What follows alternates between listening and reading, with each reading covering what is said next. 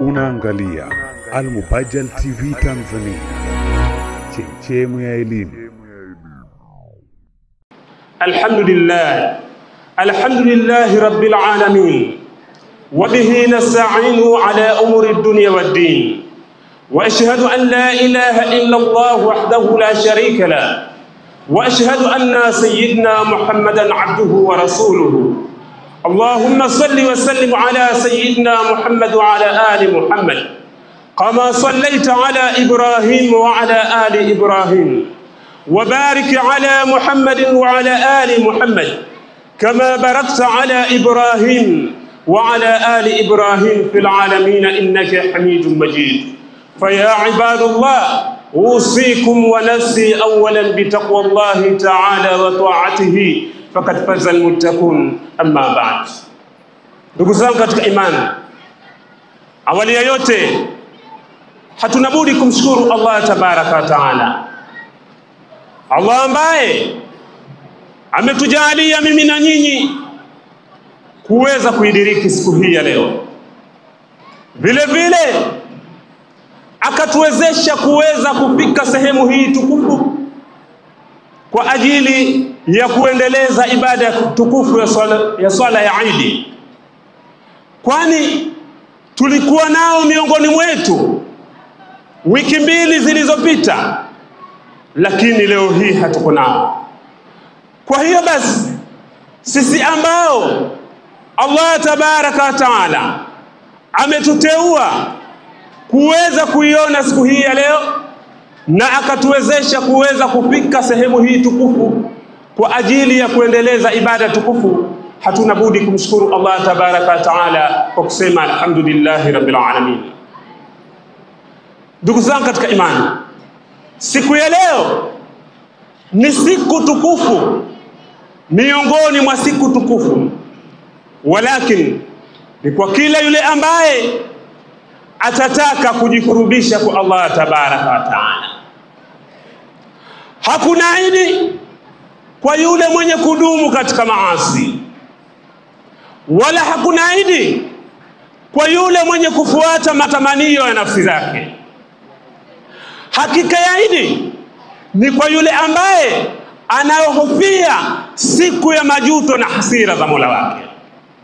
Ndugu zangu katika imani, hii ni siku nzito kabisa. Laysa al-Eid liman labisa al-jadid, walakin al-Eid liman faza yawm al-wa'id. Hakuna Eid kwa mwenye kuvaa kanzu yake nzuri, wala hakuna Eid kwa yule mwenye kuvaa kofia yake nzuri. Hakika ya Eid ni kwa yule ambaye atafuzu mbele ya Allah tabaraka wa taala.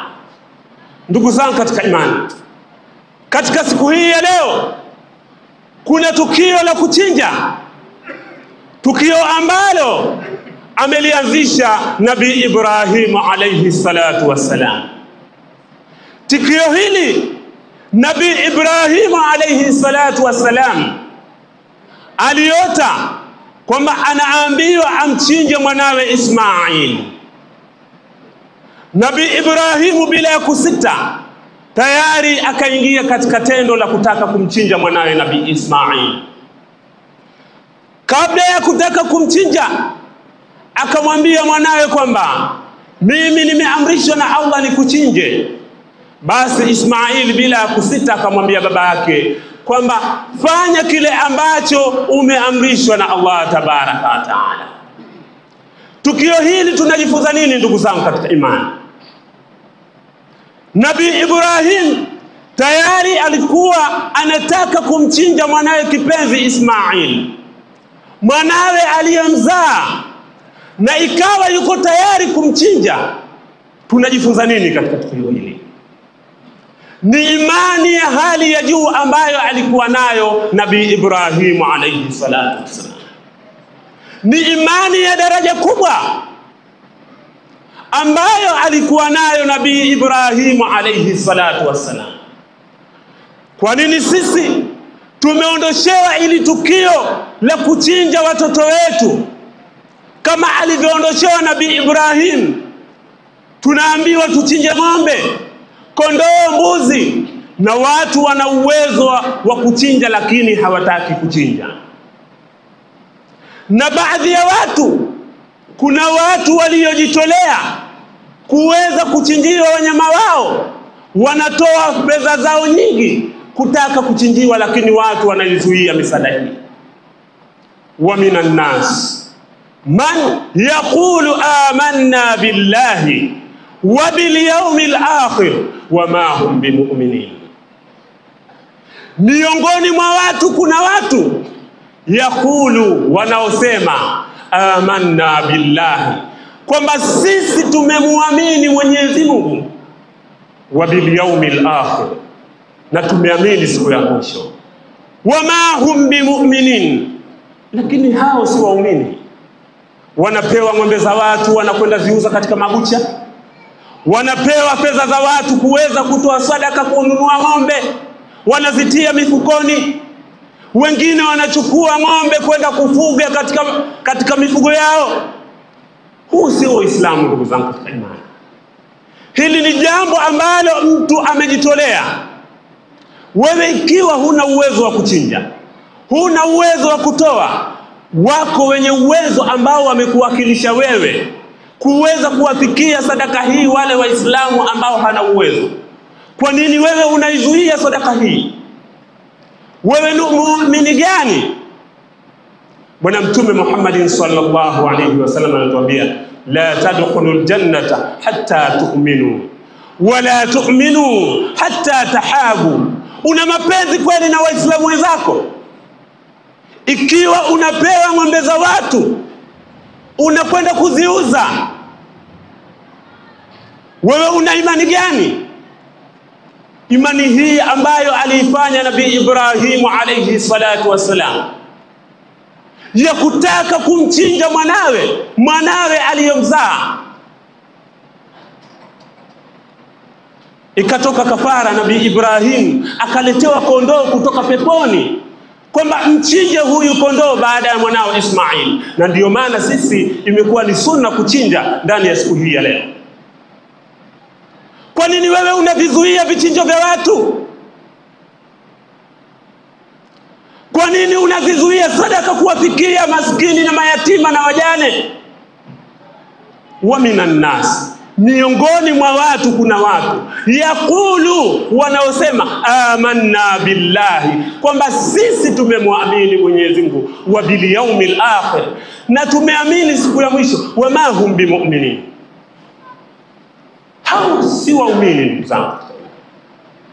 Muumini wa kweli ni yule ambaye anampendelea mema Muislamu mwenzake,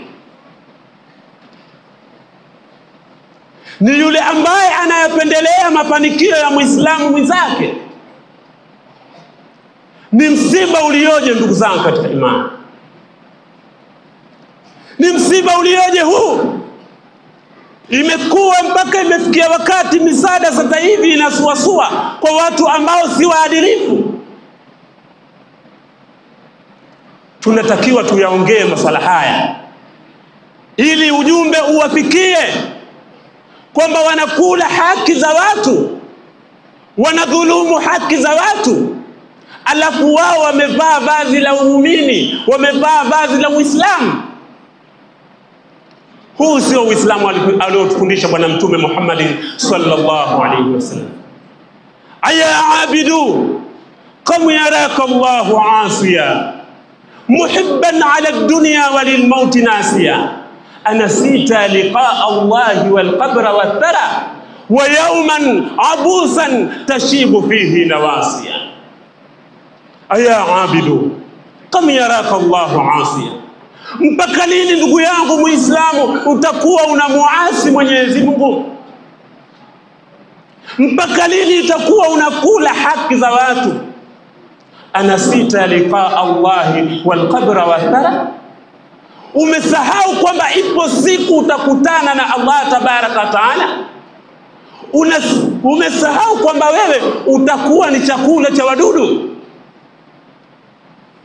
funza watajifaidia. Umesahau kwamba wewe utakwenda kulazwa katika mwanandani. Vipi unakula haki za watu? Vipi unazuia misaada ya watu? Ni kitendo kibaya mno ambacho wanafanya baadhi ya Waislamu wa zama hizi tulizokuwa nazo. Watu wamejitolea pesa zao, ndugu zangu imani. Watu wametoa vichinjo vyao viwafikie walengwa. Lakini baadhi ya watu wachache tu. Mtu anatoka imani na kitu cha siku moja tu. Mtu mwingine amepewa ng'ombe tayari ameshakuchinjwa, anakwenda kumuuza buchani. Huu ni msiba mkubwa ndugu zangu katika imani. Muhibban ala dunya walilmaut nasiya. Wewe unaipenda dunia tu, unasahau kwamba wewe utakufa. Unasahau kwamba wewe ipo siku utauacha ulimwengu. Unasahau kwamba wewe utakuwa chakula cha wadudu. Wa amma man khafa maqama rabbih wa nahaa an-nafsa 'anil hawa fa innal jannata hiya al-ma'wa. Ama yule ambaye atahofia kusimamishwa mbele ya Mola wake, wa nahaa an-nafsa 'anil hawa, kisha akaikataza nafsi yake na matamanio maovu, fa innal jannata hiya al-ma'wa, hakika ya pepo ndiyo makazi yake. Lakini si watu hawa wanaochinja vichinjo vya watu wakenda uza mabuchani. Ndugu zangu katika imani, namalizia kusema kwamba leo ni siku ya Idi. Idi si kwa ajili ya kumwasi Allah tabaraka wa taala. Idi ni siku ya furaha ya kula na kunywa na kula vyakula vizuri na kuwasaidia wale ambao hawana uwezo. Laysa almu'minu billadhi yashba'u wa jarruhu ila jambihi ja'i. Bwana Mtume Muhammad sallallahu alaihi wasallam anatuambia, si katika waumini mtu ambaye anashiba na jirani yake pembezoni mwake ana njaa. Huyo si katika waumini. Huyo hana sifa ya uumini. Umemuuliza jirani yako, vipi umetimiza? Vipi umepata japokuwa nusu ya nyama? Vipi umepata kilo ya mchele? Huu ndio uumini ambao ametufundisha Bwana Mtume Muhammad sallallahu alaihi wasallam. La mwisho, watoto wetu, hawa watoto wetu, hasa hizi mbegu za kike, ni msiba mkubwa ndugu zangu katika imani. Wanavaa mavazi machafu kabisa, mavazi ambayo hayaendani na Uislamu wetu. Na haya yote ni mafunzo ambayo yametoka majumbani mwetu. Haya yote ni mafunzo ambayo yametoka majumbani mwetu. Kwa sababu gani?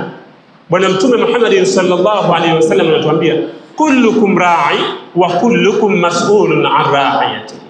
Sisi sote ni wachunga na kila mchunga ataulizwa juu ya kile ambacho anakichunga. Wewe unakaa sebleni na mwanao unaangalia tamthilia ambayo haina maadili, unamfunza nini mwanao? Mwanao atajifunza nini kupitia ile tamthilia? Watu wanaangalia tamthilia ambazo hazina maadili, ambazo hazifunzi chochote katika Uislamu. Ndugu zangu katika imani, tutahadhari sana na watoto wetu. Kila kukicha unasikia kwamba kuna tatizo la mporomoko wa maadili. Mporomoko wa maadili ni kufeli kimalezi, ndiyo maana ya mporomoko wa maadili. Tumeshindwa kuwalea watoto wetu ndugu zangu katika imani. Barakallahu li wa lakum bil Qur'anil azim wa nafa'ani wa iyyakum bil ayati wa dhikril hakim. Aqulu qawli hadha wa astaghfirullah li wa lakum wa lisairil muslimina wal muslimat wal mu'minina wal mu'minat fastaghfiruhu innahu huwal ghafurur rahim wa huwal barrul karim.